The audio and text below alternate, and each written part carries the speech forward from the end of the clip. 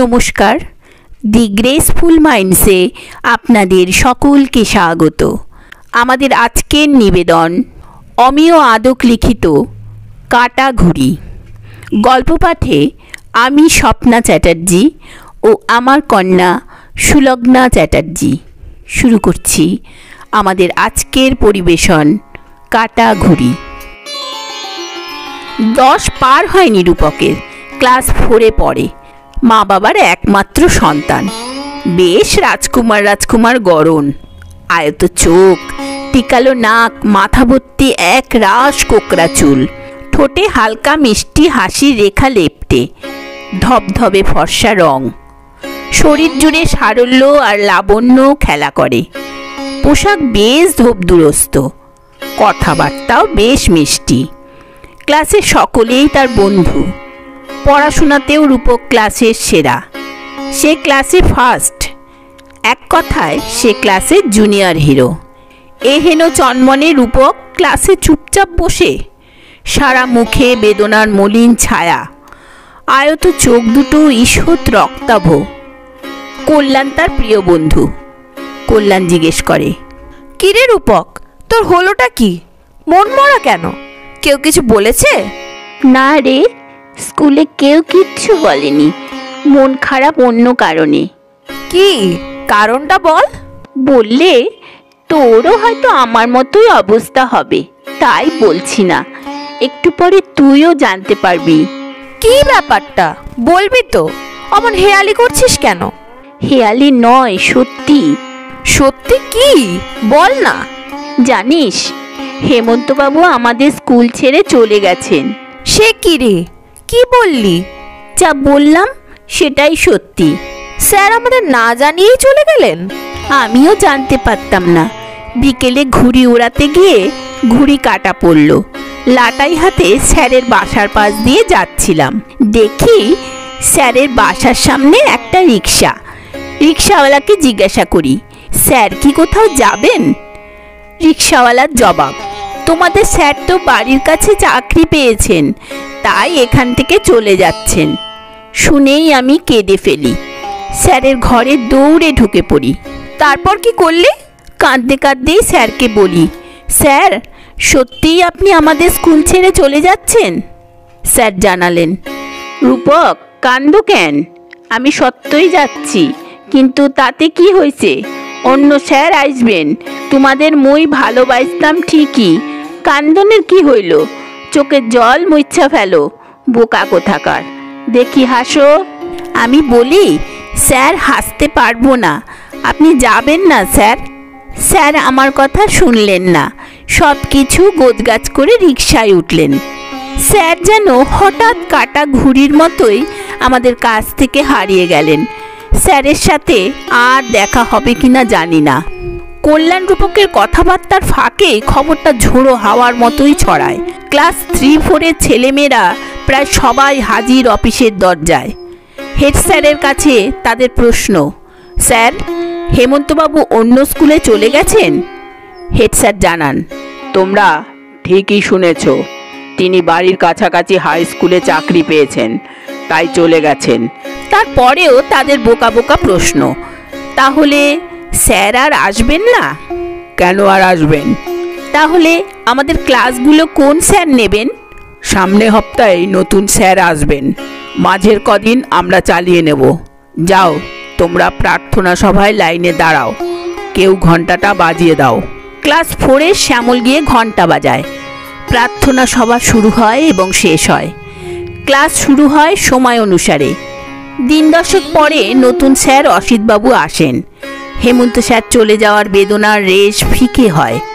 রূপকের মনে বেদনা দীর্ঘস্থায়ী ছিল কিনা জানা যায় না। রূপক এখন প্রতিষ্ঠিত আইটি ইঞ্জিনিয়ার, রাজারহাটে শৌখিন ফ্ল্যাট, দামি গাড়িতে অফিস যাতায়াত। 9 বছর বিদেশেই কেটেছে, কমাস ফিরেছে দেশে। মেয়েকে ভালো স্কুলে ভর্তির চেষ্টা চলমান। কদিন অফিস ছুটি নিয়ে স্কুলের খোঁজে, ভালো স্কুলে মেয়েকে ভর্তি করতে পারে না, বেশ হতাশ লাগে তার। রূপকের গাড়িটা ফ্ল্যাট এরিয়ার মেন গেটের সামনে। বাঁকাতে গিয়ে আনমনা রূপক লো স্পিডেই সামান্য ধাক্কা মারে এক প্রৌঢ়কে। ব্রেক কষে, গাড়ি বন্ধ করে নেমে আসে, দৌড়ে গিয়ে তোলে মানুষটিকে। নিজেই অবাক, এক লহমায় চিনে ফেলে তার প্রিয় শিক্ষক হেমন্তবাবুকে। প্রশ্ন করে, স্যার কোথায় লেগেছে বলুন? তেমন কিছু লাগে নাই। আরে দোষ তো আমারই, আপনাকেও দোষাই কোন সাহসে? নিজেই খেয়াল করি নাই। না স্যার, আমি আনমনা ছিলাম, আমার দোষেই কম হলেও ধাক্কাটা লাগলো। আমাকে আপনি বলছেন কেন? আপনার তো আমি চিনি নাই। উত্তর না দিয়ে গাড়ি থেকে জলের বোতল তোয়ালে আনে রূপক। প্রিয় হেমন্ত স্যারের পিঠের ধুলো ঝাড়তে ঝাড়তেই প্রশ্ন করে, কোথায় লেগেছে স্যার? জল দিই? না, কোথাও জল দিতে লাগবো না, জলটা খাইবো খানিক। বোতলটা নিয়ে সামান্য জল পান করেন হেমন্তবাবু। বোতল ফিরিয়ে দিয়ে তিনি জিজ্ঞাসা করেন, আমারে স্যার কইছেন? কিন্তু মুই তো আপনাকে চিনি না, কি আপনাকে পরিচয়? একটু দূরের চায়ের দোকানের বেঞ্চি ছোকরারা হাজির, একটু ঘোঁট পাকানোর আশায়। দুজনার কথোপকথনে উত্তেজনার আঁচ নেই। উত্তেজনা তৈরির চেষ্টায় একজন বলে, দোষটা কার শুনি, হিসেবটা বুঝে নি স্যার। কোথাও লেগেছে বলুন। হেমন্তবাবু জানান, আমাদের কিছু সমস্যা নাই, তোমরা উত্তেজিত হও কেন গো? রূপক বিনয়ের সাথেই স্যারকে জানায়, আপনি চিনতে না পারলেও আমি চিনতে ভুল করিনি। আপনি তো হেমন্তবাবু, আমি আপনার ছাত্র ছিলাম। না, মুই তো কিছুই স্মরণ করতে পারছি না। স্যার, আমি রূপক, বাড়ি কুসুমপুর। রূপক? হ্যাঁ, মনে পড়তাছে। আরে মুই তো তোমাদের পাড়াতেই আসিলাম, তা তুমি এইখানে? স্যার, ওই তো পরের বিল্ডিংটার 5 তলায় আমার ফ্ল্যাট। আমার পোস্টিং সেক্টর 5-এ। আপনি এখানে? পূব দিকের সামনের পাড়াটি মুসলমান পাড়া, ওইটার পরের পাড়ায় আমাগো বাড়ি। মুই এখানকার হাই স্কুলে তোমাদের স্কুল ছাইরা এখানেই যোগ দিছিলাম। সামনে মাসেই রিটায়ারমেন্ট। একমাত্র পোলা স্টেটসে, সেখানেই সংসার। 2 বছরে একবার আইসে। তোমাগো কাকিমা মারা গেছেন 4 বছর। একাই থাকি, পাশের বাড়িতে খরচ দিয়া খাই, নিজ বাসাতেই থাকি। রান্না পারি না, আর ভালো লাগে না, কি আর উপায় কও? হেমন্তবাবুর পা ছুঁয়ে প্রণাম করে রূপক। হাত দুটো ধরে অনুরোধ জানায়, স্যার গাড়িতে উঠুন, আমার ফ্ল্যাটে চলুন। না, আইজ নয়, অন্যদিন যাইব। দেখো রূপক, সন্ধ্যার বিশেষ দেরি নাই। স্যার না করছেন কেন? আজই চলুন, সন্ধে নামলে আমিই পৌঁছে দিয়ে যাব। তাইলে যাইতে পারি। হেমন্তবাবুকে সাথে নিয়ে রূপক ফ্ল্যাটের কলিং বেলে সুইচ দাবায়। স্ত্রী পরমা দরজা খোলে। পরমা হেমন্তবাবুর পরিচয় পেয়ে প্রণাম করে। কন্যা রায়কেও প্রণামের নির্দেশ দেয়। গুরু শিষ্যের কথোপকথন শুরু। রূপক জানায়, স্যার 1 মাস ধরে মেয়েকে স্কুলে ভর্তির জন্য ছুটছি।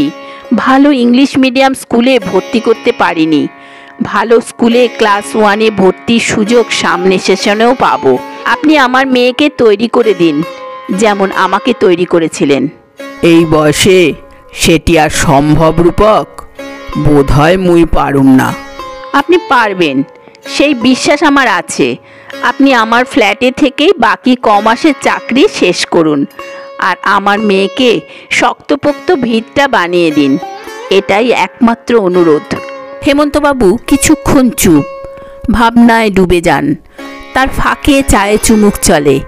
চায়ের কাপ নামিয়ে তিনি একটা ছোট্ট দীর্ঘশ্বাস ফেলেন, বলেন, জানো রূপক, তোমার প্রস্তাবটা ফেলতে পারছি না। মনের মধ্যে একটা অপূর্ণ ঈর্ষা ছিল, সেটাকেই তোমাদের মাধ্যমে পূরণ করি। অরুণ তো দেশে ফিরব এমন সম্ভাবনা নাই। ছেলে বৌমা নাতি লইয়া থাকার একটা বাসনা মনে আছিল, সেটাই পূরণ কইরা লই। মা পরমার আপত্তি নাই তো? সে কি বলছেন স্যার, আমি পরমার পরামর্শেই প্রস্তাবটা রেখেছি। আপনি রাজি হলেন।